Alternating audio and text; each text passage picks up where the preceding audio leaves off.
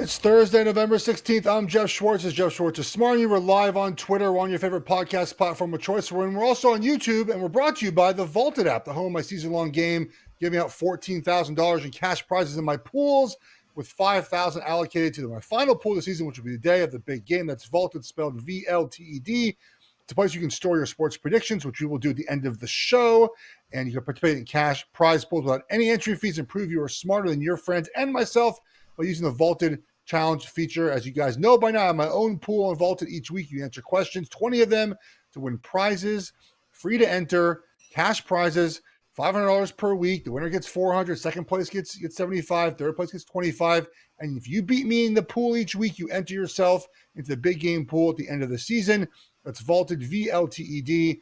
Go find my pool. That's Geoff with a G, Geoff, and have a lot of fun. At the end of the show, we'll go over our Vaulted pool questions for this week. And as we do every Thursday or Friday of the NFL season, we talk about our favorite five wagers for the week. And guys, Matt Ford is back. He is newly with child, and I'm glad to have him back. He missed 2 weeks, but he's here. Matt, how is it? How's the father life, man? How we doing with it? 2 weeks in about now. Yeah, 2 weeks. 2 weeks and 3 days. I missed you. Thanks for holding down the fort without me. Life's good. Life's very different. Life's a lot more tired. Life's got a lot more styles of poop in it than I'm used to. But it's all good, man. It's good. It's great. It's nice to join you as a dad. One of the cool things I think is there's this, like, as soon as you become a parent, like, all the parents that you know in your life sort of like converge around you, and they're just sort of like, "Yep, you're in it now. Like, you're part of this." And I've heard from people I haven't heard from in so long, and from a few people on who've watched the show, some of those folks, and you too, of course. You've me at like weird hours, and I'm awake. You're like, "Hey, you're answering a text at like 3 a.m," and that's I'm like, it's funny. I actually did my prep for this last night, mostly from the hours of like 2 to 4 a.m. So if it all sounds a little half remembered, that's probably why. But yeah, no, it's great to be back. Sorry, that was that answer.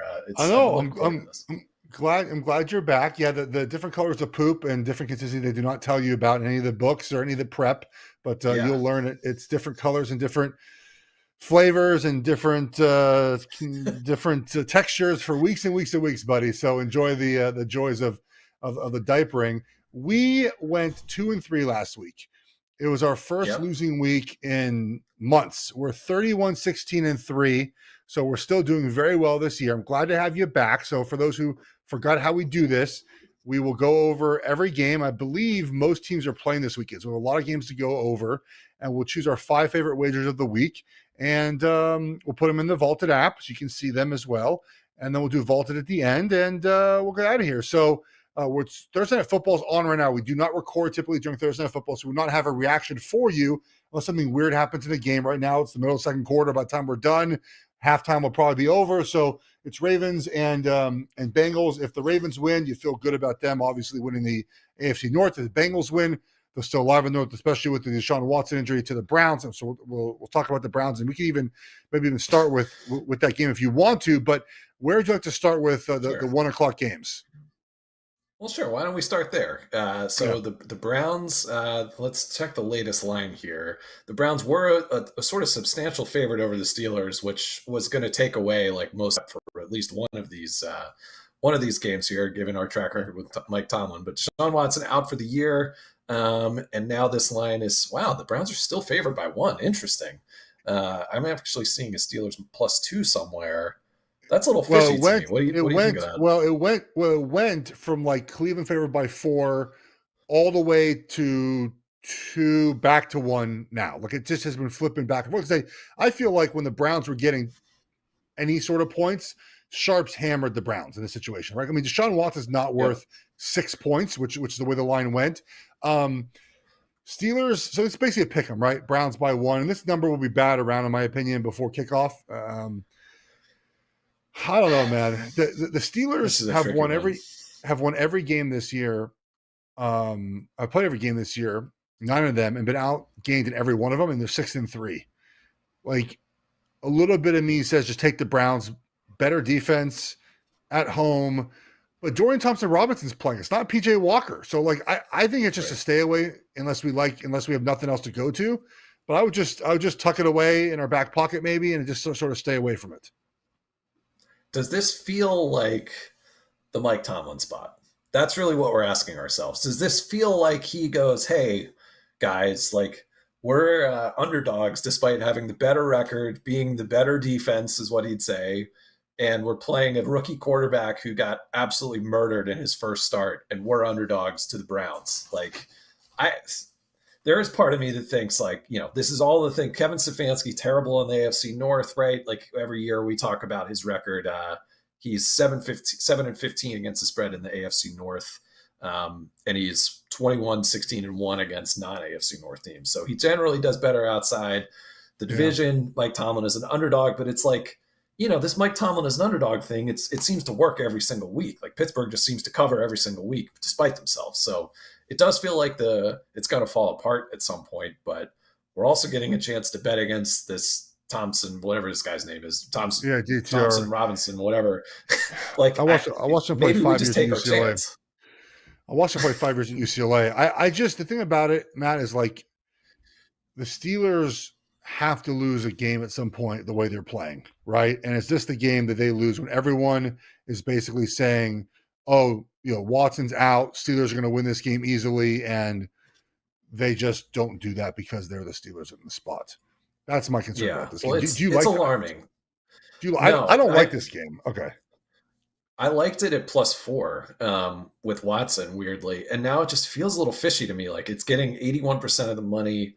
I just don't know who's backing the Browns in a backup quarterback here, but the line hasn't switched to the Steelers as a favorite. So it's fishy. I think we could do worse than picking it, but there's something that just doesn't feel right about it to me. I'm with you. I'm okay with just staying away from it. I mean, should we take a minute with Deshaun Watson here? I mean, this is one of the weirdest stories. I mean, he played his best game of the year last week. He looked pretty compromised, but he was still better than he's been. He had the other injury in his knee or whatever. Just one of the strangest stories I can remember in the whole league. Like, it's just so strange to see how they handled it in the moment and now what they're going to do from here. Yeah, I don't really feel bad for them. Deshaun Watson played 12 games, right? Gave him a fully guaranteed contract. You knew what you were doing, and you did it anyways, right? Like the Browns, I think for the Browns players that are currently there, I feel bad because the team is very good, and they have a chance to be, I think, with a decent quarterback, have a legit opportunity to be, like a Super Bowl caliber team, but they kind of sold their soul for a quarterback that hasn't been on the field for them. Like I don't feel terribly bad for the organization. I'll put it like that. They didn't have to give him this contract. They did not have to do that, and they did it anyways to basically thumb their noses at all of us. And now they're going to be, their cap hit next year is like $63 million or some insane number for Deshaun Watson. It's insane. So, the Browns, I mean, I think they were live for any of those future wagers, but probably not anymore. So I think that's just, I think the Bengals, it's not, we're watching with football. Not the Bengals win the division, I think is probably a good wager before tonight. But obviously that time has passed now. If they win tonight, that number is not going to be good anymore. If they lose, it'll be even better. But it doesn't feel like, Bengals, if you look at like, if they win tonight and the Browns are hurt and the Steelers can't keep this up, the Bengals, I think, are live to win the division. Yeah. This is such a massive game. It's interesting that we're not going to be able to talk about it. I know. Because it's going to really shape the rest of the AFC. I'm trying to find the odds now as we're talking. Because the Bengals were like plus. We did this today on the Bear Bets podcast. They're plus 400 to win the division, I think, something like that. Who's the better gambler between your two co-hosts? I mean, it's clear what my loss did for the podcast. We are our first losing week, I think, of the season. Yeah. So I mean, it's clear who the key cog in the wheel is here. Well, last so I don't know. Let's see. last week Bear took the Niners and we had Jacksonville, so that we were head up in that one. That was my best bet of last week. So Bear won that one. Yeah. But no, so different podcast, buddy. We do different things for the podcast. You didn't bite on that. No fun. All I know is our record is good. His record is good, and we all have made some money. Let's get to the next game, though. Let's move this along because I think the next game we got almost a halftime. We've done one game. Yeah. Okay. All right. Why don't we talk about the NFC North game here? Bears Lions. The Lions are This moved to 7.5. Wow, that's crazy. This was up to 9 yesterday. It was at 10 a few days ago. A lot of Bears money. Interesting. What do you think? By the way, Thursday Night Football, as I mentioned, is on many times now. Zay Flowers over 500 yards, Matt, already done. That was your wager. Let's go. You put on there, right? I mean, he had 100. He had 500 something coming into this game. Has more than I. They just call it penalty that's coming back. But so this is 7.5, huh? Yeah, 7. There's 8s out there now for this game. I mean, Fields is back. This game is in Detroit, right? Like this could get ugly fast if Detroit plays to their full ability, right? I mean, I would probably stay away from this one. I think it's Bears or pass, right? But it feels like a pass is the right way to do this. Yeah, we missed the number here. If we did get the chance to do this a few days ago, I would have been on the Bears for sure. Divisional game, the Lions coming off that big road win against the Chargers, a lot of points. You tend to want to take a team that put up, 500, but you want to fade a team that did that well on offense the following week. Bit of a letdown spot. Fields coming back. The Bears offense has actually looked like pretty competent, and they're not necessarily like winning great games, but they're keeping it close, or they beat the bad teams. I like this at +10, but I think it's 7.5. I think we got to pass it. Yeah, I think we have to pass it here too. Yeah. Yeah. All right. Moving on to I texted you about this last week. It was nice to see Kyler Murray back on the field. Yes. And now this week he's a public dog at Houston. His Cardinals are getting 4.5 points to the Texans. America's team, the Houston Texans. Yeah. Do you have a side on this one? Yes. 1,000% Arizona in this game. 1,000%. Perfect. Matt. Great. Awesome. Okay, because love it. Let me explain this. Okay.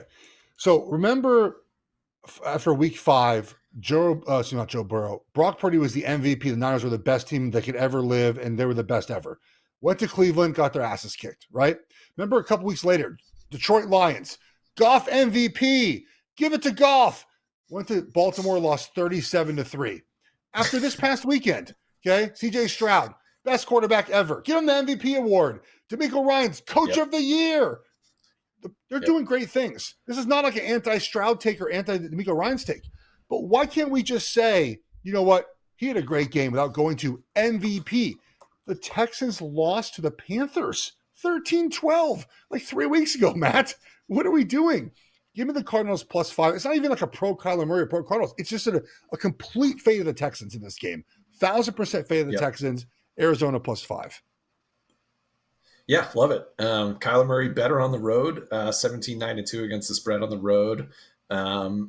Tough team to plan for. I mean, the Arizona offense was moving the ball pretty well with Josh Dobbs, and now they have a much different quarterback, a much different system. James Conner a week healthier, and Arizona's like they're going for it. Like they actually are trying to win games. We thought they were trying to tank. It looks like they're trying to see what they have with Kyler. And you said it. I mean, Stroud is just this has never happened. Yeah. Like what Stroud is doing is in the unprecedented territory among the unprecedented people, right? Yeah. Like he's past what Joe Burrow was doing. He's passing what Mahomes was doing. Like it's going to come back to earth at some point. And you said it. This is a team that lost to the freaking Panthers 2 weeks ago. I think the Bengals last week were the hot team. They were the team that everyone was like, the Bengals are back. Like they're going to win the AFC now. And they obviously fell on their faces. But yeah, not to be go ahead. Not to be a party pooper, but it looks like Joe Burrow might be like hurt. He's left the game. Oh, really? And yeah, he had it looked like it hurt his hand. He went to throw the ball and told his guys he couldn't go, and they ran back to the locker room. So, oh boy. And the Lamar Jackson got hurt early in this game, so not great for. This is why, by the way, like there's Just saw a tweet. Zach Taylor says that Joe Burrow's right thumb is an amputee candidate per Carissa Thompson. sorry.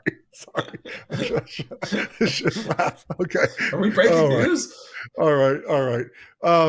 Okay. Let's go on to the next game, please.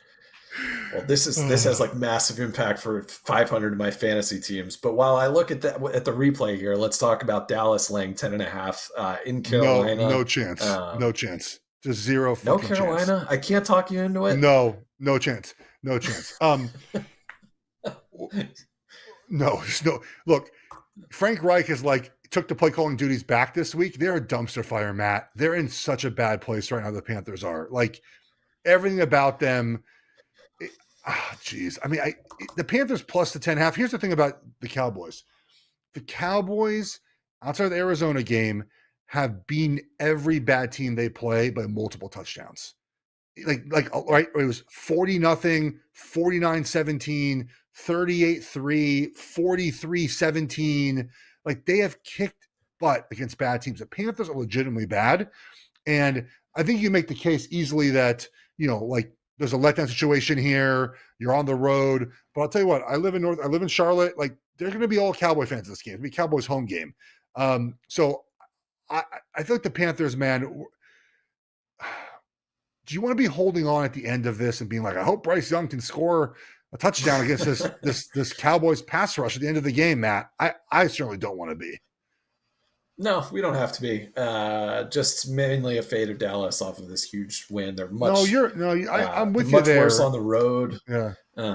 They've been unbelievable at home, and then on the road they just haven't.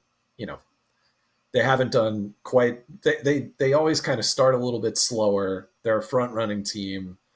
You're buying them at their absolute. You're fading them essentially at their absolute highest. But Carolina's really bad, and I just don't know if they're a team you can bet on. Like if Dallas were to go up 20-0, this game could be 50-0. So I'm fine passing it, but it's right in that zone of like maybe this is the play. All right, well let's move on to the Chargers, who we mentioned earlier. They're on the road in Green Bay. Packers plus 3, and we have a no Packers rule, right? Like we're just not backing Jordan Love. I know, but like we have to, right? Thoughts? We have to, right? God. Like the Chargers, the Chargers laying 3 on the road. What are we doing? Oh geez, I mean, this is to me, this is a maybe. Like, just put Green Bay. If we don't get 5, Green Bay plus 3 is a maybe, because this is silly. Like, the Packers have played better, okay, of late. We're not doing this. Okay, fine. All right. We're not doing it, man. Like, they did look a little bit better last week, but they still lost. Pittsburgh is just Pittsburgh. Like, I don't know, man. I think we can do better than betting on Jordan Love. Okay. All right. I just can't we'll save it. I think we could maybe find a side on this next one. This is the Raiders are going to the Dolphins off a bye. Dolphins currently are laying 12.5. Please tell me who you like. I have this is of course. Great. Okay, done. Perfect. Yes. Miami minus 12. This is what they do. It's my best bet on their bets, yes. Yeah, okay, well then make the case, because it seems obvious to me. Yeah, well, first of all, I'm gonna tell you about the Raiders right now. Okay, I have it off the top of my head because I did this already today on the other podcast I'm on. The Raiders have 5 wins this year. Okay, can I read you the wins? They beat Russell Wilson by 1 point. Russell Wilson by 1. This is back when Russell Wilson wasn't playing good. Week 1, they beat Jordan Love by 4, Mac Jones by 4, and that should have been 2. They got the safety end of the game, right? They beat Tommy DeVito, who lives in his mother's house, by a lot of points, and they just beat the Jets by 4. So Broncos, Packers, Patriots, Giants, Jets. 4 of those 5 teams are drafting in the top 6 this season, okay? They got killed by the Bills, lost to the Steelers, lost to the Chargers, got murdered by the Bears, and the Lions beat them by 12.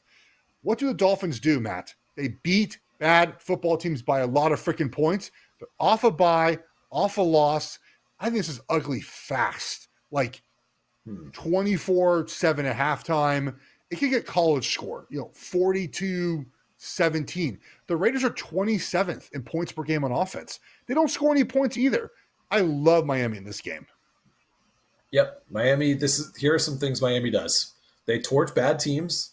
They win at home, and they can run the ball super well against bad defenses. The Raiders match all of those things. Last week we bet against the Raiders. I have no regrets, Geoff.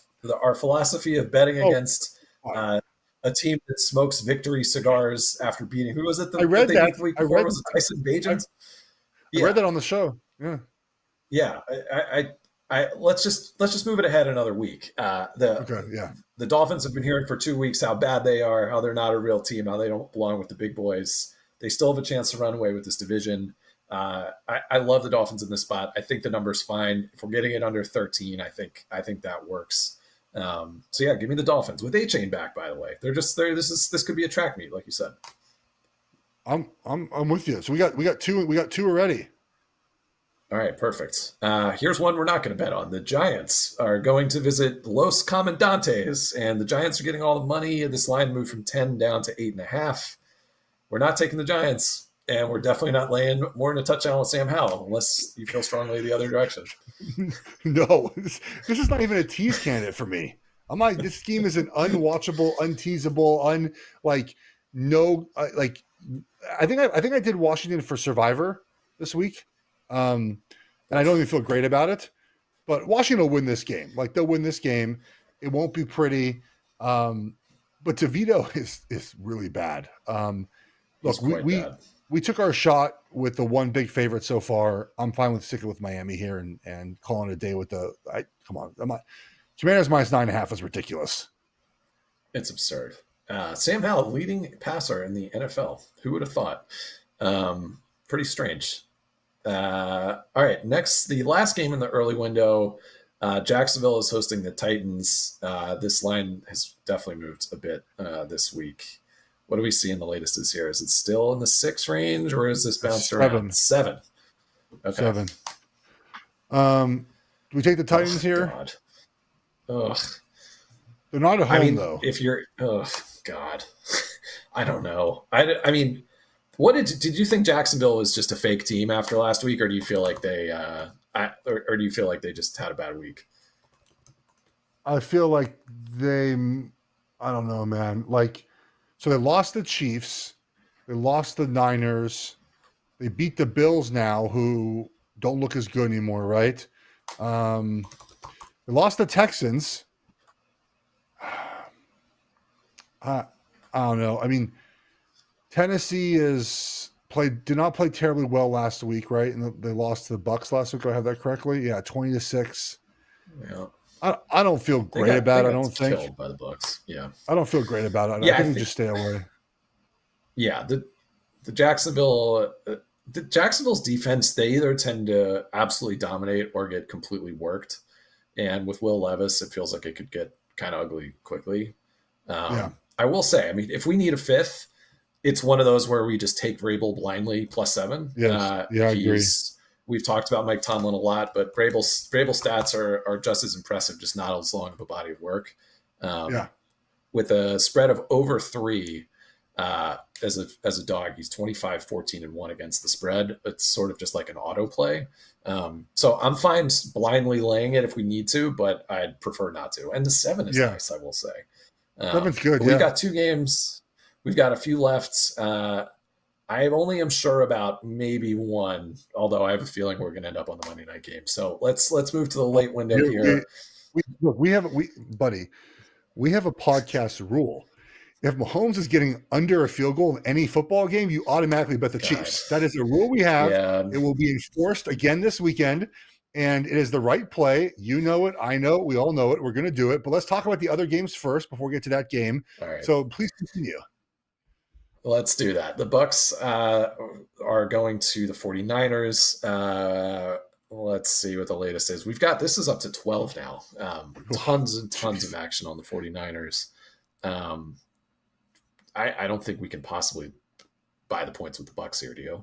No, I don't think so. Even though, like, this is what Shanahan's terrible as a favorite, right? And this is off a big Niners win, but Tampa Bay, I mean, the wager to make in this game is like Baker Mayfield to throw an interception, right? Like this is just, the Bucs aren't going to, I think, score a bunch of points in this game. I mean, the Niners can cover this game 24-10, right? I mean, the Niners very clearly, Matt, when everyone's healthy, they're really good, right? When everyone's healthy this year, they've mostly scored over 30 points, and they're healthy again. Like, they're sort of back. And so I think the answer is you just sort of don't play this game and you put the Niners in a money line parlay and just be done with it, right? Like, that's how you play this game. Or you take Baker Mayfield interception prop or Baker Mayfield underpassing, something like with Baker Mayfield not playing well on the road in San Francisco. Yeah, I think that's probably right. San Francisco has this tendency now to just run it up against these teams. So I think this is just a even try to. I think they just run the ball and they just smash teams. They don't try to run that. They do keep McCaffrey in way too long, but they just run their off. Yeah, to get a meaningless touchdown record, which they didn't even get. Right. All right, so that's a pass. Next on our list, the Jets are going to the Buffalo Bills, who are in shambles. Fired Ken Dorsey this week. But the public everybody still believes in Buffalo, I guess. It's 7 points. The bets and the money are on the Jets. Is this a buy low spot for Buffalo? Is this a buy low spot for Buffalo? Like it, doesn't it? Yeah. Like, I mean, this is do or die, right? Like, if they don't, part of the NFL that I think is hard is you have to sort of throw out results of the previous week and look at body of work. The body of work for Buffalo is not great. Don't get me wrong. But if you throw out their worst game and throw out their best game, they're somewhere in the middle, right? So the best game with the Dolphins, it was a bad loss the other day for Buffalo. Like, they're somewhere in between that, right? But the Jets can't score. I mean, even in the first game of the season, they need a punt return touchdown, right?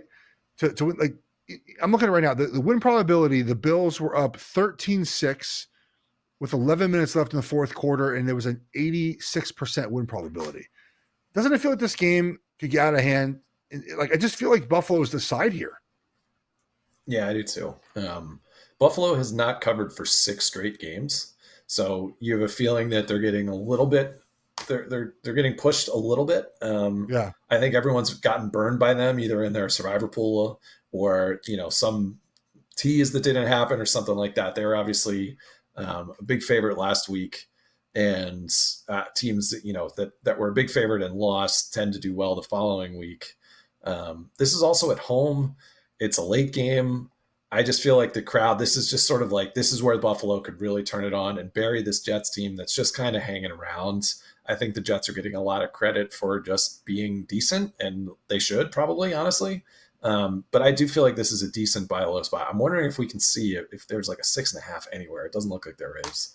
But I'm fine putting this in the maybes, because I just feel like a chance to, this is normally, if you just threw out maybe like the last 2 or 3 weeks, Josh Allen tends to win as a favorite by more than 7, right? Like, he tends to win by multiple scores. They love to run it up. They're front runners. They have confidence. So I think it's this pretty safe play, honestly. And this Jets thing is going to end at some point, right? It just has to. Absolutely. It has to. All right. Next one. This is probably my favorite of the week, Geoff. This is the Seahawks. They're laying a half a point. Maybe it's a pick. Maybe they're laying 1 point. They're laying a point. Who do you like here? Here in LA, I like the Rams. Yes. The Rams coming off of a bye. The Seahawks, I got a good look at the Seahawks this week as they played Fighting Sam Howell's. They made Sam Howell look like, Josh Allen. Like, their defense gets a lot of hype because Weatherspoon's a nice player, but they're not a really strong team. They're masquerading as a contender, I think. Yeah. The Rams with Stafford in there, I just think you got to take Stafford when he's a quarterback and he's getting a point at home. Especially, Sean McVay off the bye has nice splits. And if you remember the sort of wheel of the NFC West, this is the one where Sean McVay has gone and beaten Pete Carroll with John Wofford and, with Jared Goff, where you can't throw. Like, this is a good matchup for the Rams, who are still trying to be good. They get some linebackers back, I think, right? Like, they're just a little bit healthier. Yes. I like them in the spot a lot, and this was my favorite of the week. I'm with you, buddy. And here's also a note on Seattle. And this is, I think, why I like them. I like the Rams in the spot too. Seattle is like a very, to use a young kid's term, very mid team, right? So they lost the Bengals when we were on different sides in this game, right? You were on the Bengals, I think I was on the Seahawks, but the Seahawks had the ball in the red zone twice and did nothing. They come home, and we were on the Seattle in this game. They needed a field goal to cover against Arizona. They won the game 20-10. And the Browns with PJ Walker come in there, and the Seahawks need a fourth quarter touchdown with a minute left in the game to win that game 24-20. Then lose to the Ravens 37-3. Come back home and need a field goal at the end of the game as time expires to beat the Commanders. And by the way, they let Sam Howell march down the field in 3 minutes to tie the game there at the end. So, like, they're just mid. They're just okay. And the Rams are off a bye with a healthy Stafford, a lot to kind of prove to get back into the playoff contention. I'm with you here. I'm all on this. I love it. Let's do it. Great. Lock it in. Two really fun games left. And I think each of us have a side in these. America's favorite story, Joshua Dobbs, is going to Denver with rejuvenated Russell Wilson and the Broncos. The Broncos now are laying 2 to 2.5. And I really like Denver in this one. I'm not sure where you are. Yeah, I'm going to stay away from myself. Denver, I think, is the right side here. But I kind of just personally don't want to be on a game where Russell Wilson, I have to like rely on Russell Wilson to like win me the game type of thing. I think Denver is the side of this. Just like we talked about with Arizona and Houston, like this is a great time to fade the Vikings, right? 2 straight wins with Josh Dobbs.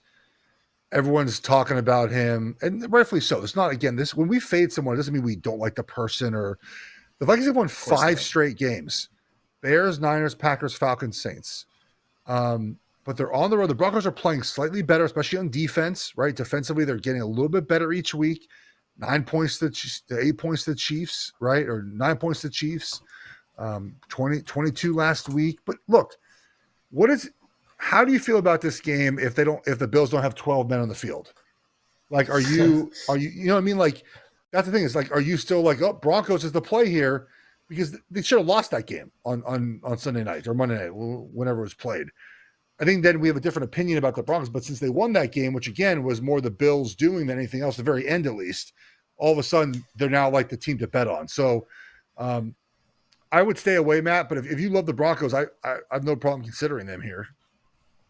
So here's my case. The first part of it is Josh Dobbs has played 11 games as a starter. 2-9 is his record, right? Yeah, he's playing out of his mind, and it's the best, other than Stroud. I think those are the 2 best stories of the year. So you would think that coming back to earth on a primetime road game with a notoriously good crowd is the spot where it would maybe turn into a pumpkin. And Denver's just been better. I mean, you mentioned the defense and how it played against Kansas City. I just think that they're doing some magic tricks. And, at some point, if you just sort of like, yes, you're right. Like the Broncos are getting a little bit of a boost because they won a game they probably should have lost last week. But I think the Broncos' early season struggles are still getting priced in here. Like people still think of the 70-20, the way the season started, where with the Nat Hackett stuff, where I think that everyone just sort of says like, hey, the Vikings, like they win and cover every week. They're resilient. Remember that they're still down their top 2 receivers, assuming Jefferson doesn't make it back this week. Madison looks like he's not going to play, so they're down their top running back. They're banged up. They have this very blitz-heavy defense that's going to get them caught at some point, and Dobbs is just not as good as he's played. So I think the Broncos are a much better team than the public thinks. And probably something that's kind of interesting is the Vikings are getting 55% of the tickets. The Broncos are getting 82% of the money. So the line has moved towards the sharp money. So I think this belongs in the mix. I would understand if we went a different way, but I think that this is one of those where if we lost, we would go like, God damn it, why did we bet on Russell Wilson? But that's what you have to do. You have to bet on Russell Wilson. You have to bet on Dak Wilson last week. That one didn't come through, but I think it belongs in the mix. So here's the thing. I hate myself. So far we have 4 that we really like, both of us, right? Arizona, Miami, Buffalo, and the Rams. And we have a choice to take Russell Wilson as a 2.5 point favorite, or take Patrick Mahomes as a 2.5-point favorite against a much better Eagles boy. team than the Vikings. But I feel like I'm going to put my money on 15 here off a bye, Eagles off a bye as well. Again, the Chiefs defense is the best improvement of any unit this entire season. Like, they're a legit defense.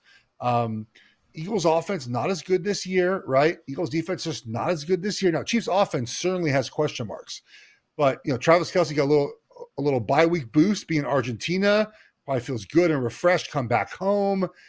I think Kansas City off a bye. Look, Andy Reid, I didn't even look it up. I didn't bother. It's 20-3 after a bye, like some insane number after a bye. I like the Chiefs minus 2.5, buddy. Do you? Mahomes 24-6 on extended rest. Reed off of the bye 58-26 straight up. Mahomes 30-1 straight up in November and December in his last 31. It's like all the trends are absolutely ridiculous. I figured we would just have to take this, and we have 2.5 now. So I'm fine with the 2.5 for Kansas City. I figured that would be one of our 5. So I think that we should. So let's lock them in. Let's definitely lock in the Rams. We love the Rams. We love the Cardinals. And the Dolphins. And then I think, if you love the Dolphins too, then it's between Buffalo and Denver. Josh Allen or Denver. Yeah. I actually like Denver better. I think I might too. I think Buffalo could just be broken. Like, it's possible. And I don't mind fading Josh Dobbs in a big spot. Denver's the right call because of the fading the Josh Dobbs thing. I'm with you.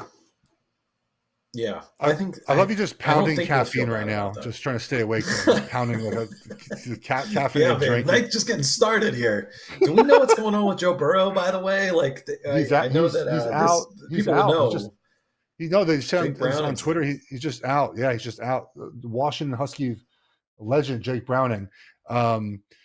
They returned questionable. He came in the game with like a wrist thing. So just to recap before we take a slight break and then get into the vaulted.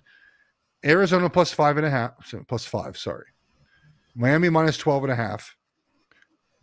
The Rams plus 1.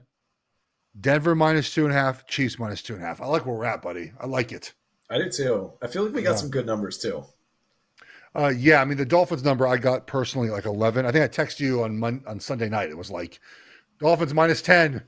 I saw someone open it up at minus 10. That I knew that number would run, but yeah, I think the Arizona number is going to come down to near 3.5 before kickoff is my guess. Yeah. Okay. I bet that one gets steam down fast. Me too. I like our 5, Geoff, and I like doing this in person instead over text. I feel like we might have landed on the Buffalo one if I didn't sit here and opine about the Josh Dobbs center of gravity. So here we are. Should we? I agree. Should we get to our vaulted stuff? Let's do it. Yes. All right. Be right back.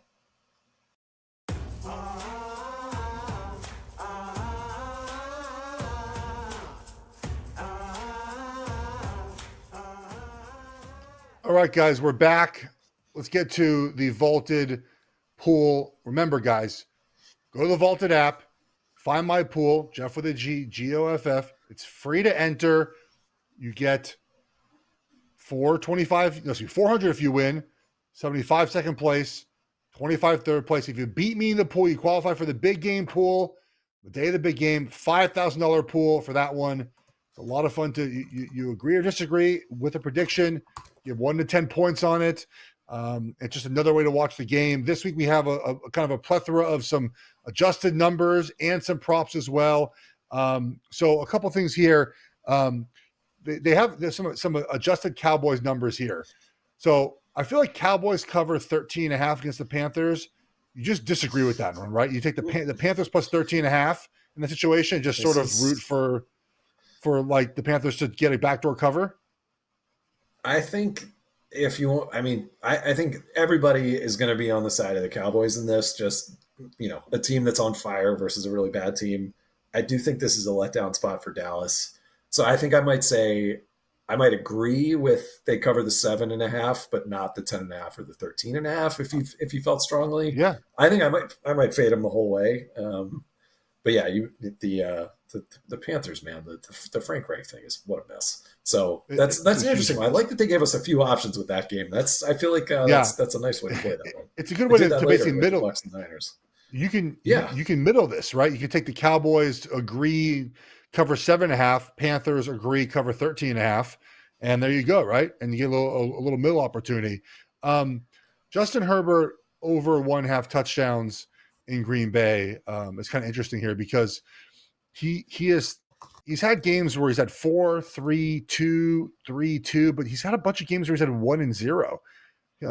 He had obviously 4 last weekend after having 0 the week before. I feel like his finger is getting a little bit better. I would take the over here. I would agree that he will have more than 1.5 passing touchdowns, especially on the road. They might be behind at some point in this game. Throw the ball. I like Herbert here. Yeah, I actually am kind of. It's interesting.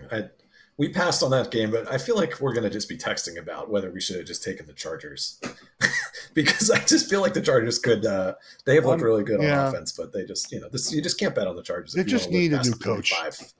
They need a new coach and be done with. Jaguars will cover 7.5. I think at 7.5, I'm on the Titans here. Like I would say, disagree. Right, 7.5 in this vaulted pool. Go with the Titans in this one. Okay, Saquon Barkley will have more than 24.5 rushing attempts. He has only been over that number once this season. That's it. He's at 12, 17, 24, 21, 36, 16, and 13. They actually are rushing him less because they're behind in every game. I would say I would disagree, right? Because they're behind. They got to throw the ball. Yeah, I agree. I have a feeling that related to that, the next one in the pool is Sam Howell having over 1.5 total touchdowns against the Giants. I have a feeling that one of these weeks is going to be the Sam Howell breakout statement game. And I feel like if I'm Eric Bieniemy, I'm just sort of like, hey, you see this? How about if Sam Howell is the number 1 passer in the entire NFL? Do you think I should be a head coach now? So I have a feeling that as Washington sort of falls apart with their season, Bieniemy makes his case to be the head coach either of Washington or some other team.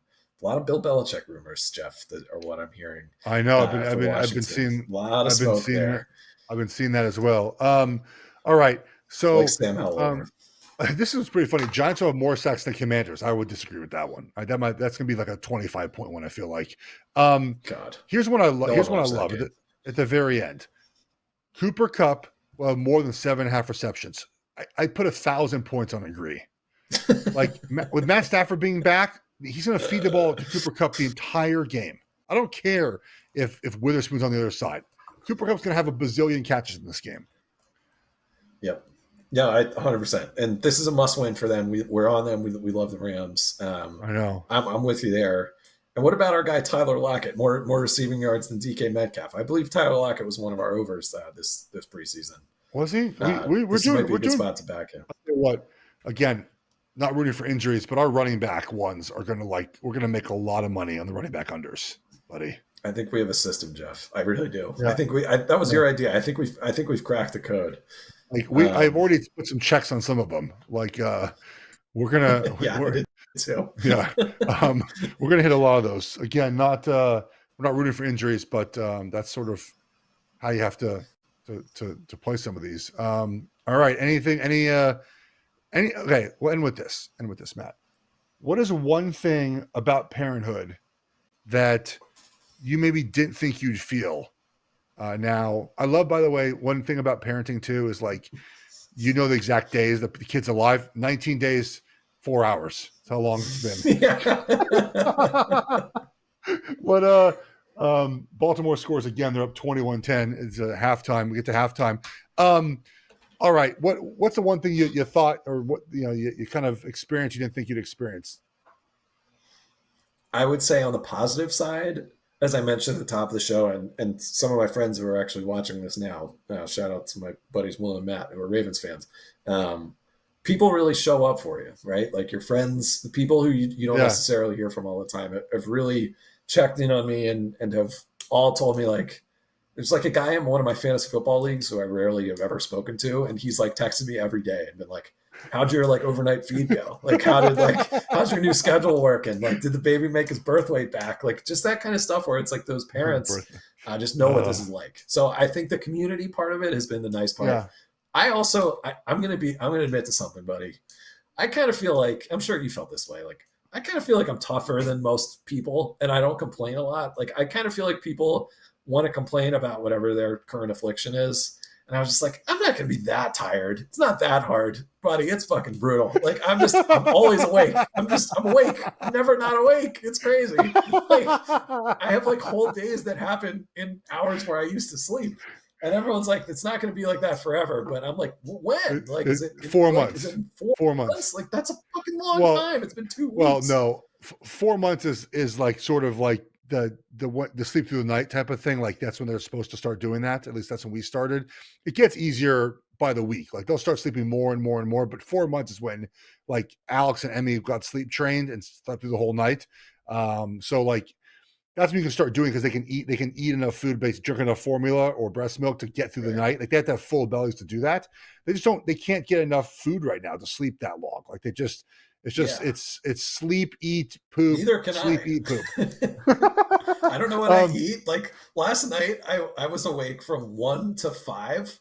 And in that time, I just passed it with listening to sports betting podcasts and watching Curb Your Enthusiasm. And I also just like ate a meal. And I was like, what is this? Like what am I doing? I was just like eating cold pasta at like 3:30 in the morning with my kid just like passed out. I was like, what is going on? Actually, he wasn't passed out. He was taking a dump on me for like a full hour. He's just like, can't stop shitting. Oh my God. It brings back so many memories. The thing too about early parent is like, I've told you this before. I think like, nothing prepares you for it. There's just nothing.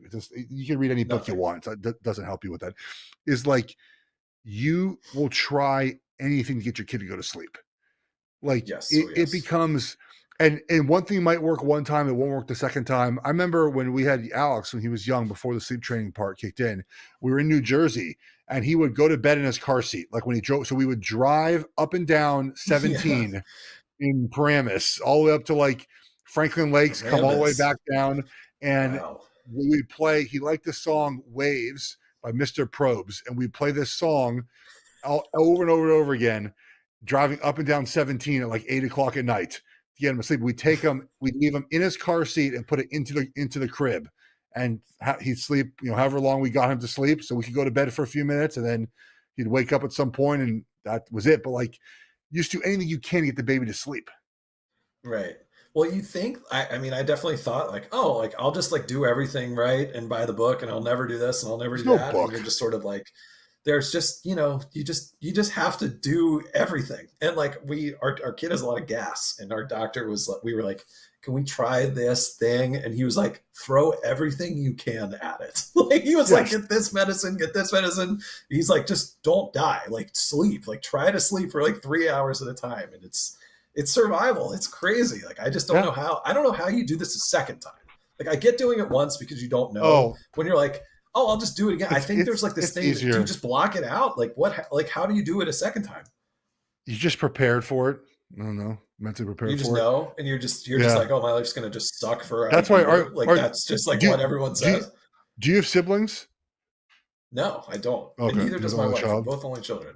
So is my wife. It's every second child's the same because you just don't worry as much. Like you don't spend as much time like coddling. You don't spend as much time like terrified of everything that happens to them is the worst thing ever. Like, what do I do about this? You're like, oh, they got a fever. They'll be fine. Like, oh, they got gas. Well, Alex had gas. He was fine. We don't have to go to the doctor. Yeah. Oh, they're crying. Oh, well, like, it's just, that's just what it is. Like you just, in the third child, we're not having a third child, so I don't know. But that's why everyone who has a second child, the second child is always the same because it's less coddling. It's like, you know what to do, like less worry, less confusion.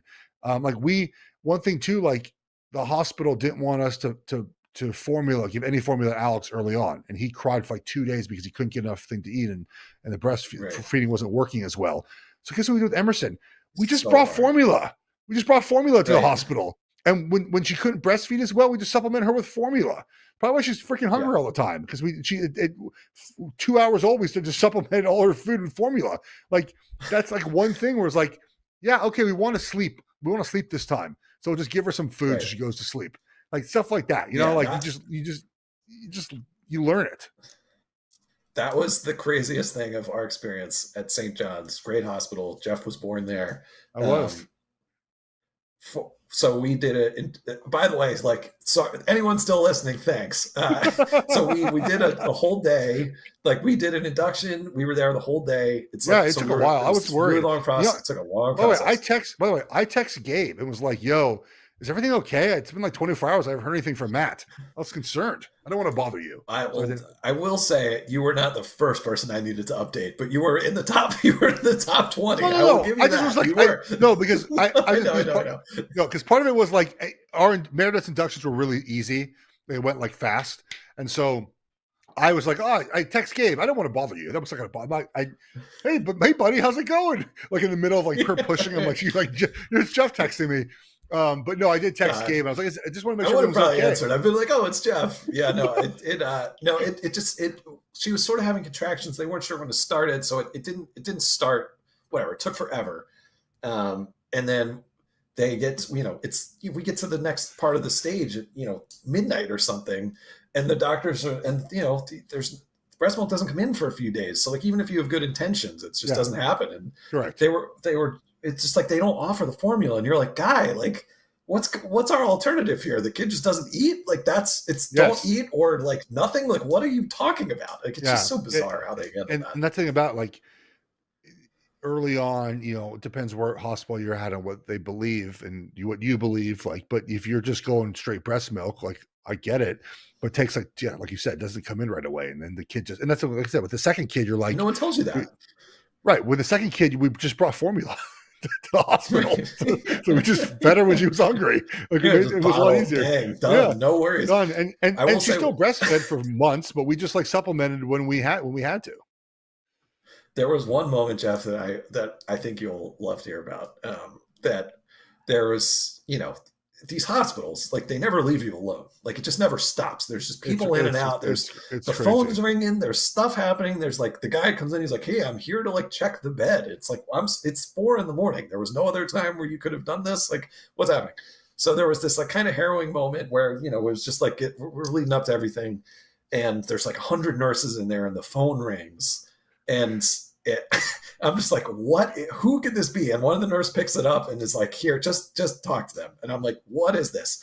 And it's like the cafeteria, and they're like, "Hi, like we need your dinner order." And I'm like, "I'm sorry, like no." And she was like, "Just do you want spaghetti and meatballs?" I was like, "I guess." Like, what? I don't know. Like what's happening? And Ivy just was like, "I think I was in labor and I heard you ordering a salad. Like, what was going on there?" I was like, I have no idea. You're just like, why? You're like, I don't know, ranch. Like, it was just such a stupid thing.